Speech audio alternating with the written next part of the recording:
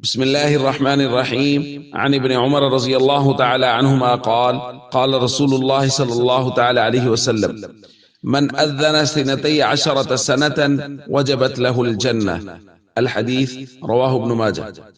نبی کریم صلی اللہ علیہ وسلم نے ارشاد فرمایا، جس شخص نے 12 سال اذان دی اس کے لیے جنت واجب ہو گئی۔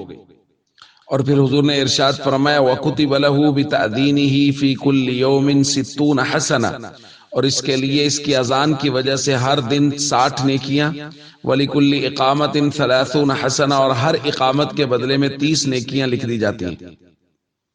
دوستو، ہم پچھلے کچھ دنوں سے ایسے اعمال کا ذکر کر رہے ہیں جن کی وجہ سے اللہ کے نبی صلی اللہ علیہ وسلم نے جنت کی خوشخبری دی ہے، اور ان اعمال میں سے ایک عمل ہے 12 سال اذان دینا۔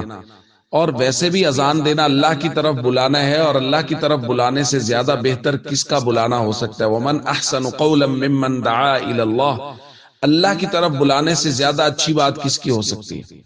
اور 12 سال اگر کوئی آدمی پابندی کے ساتھ اذان دے، اقامت کہے، تو اللہ کے نبی صلی اللہ علیہ وسلم نے فرمایا جنت واجب ہو جاتی ہے۔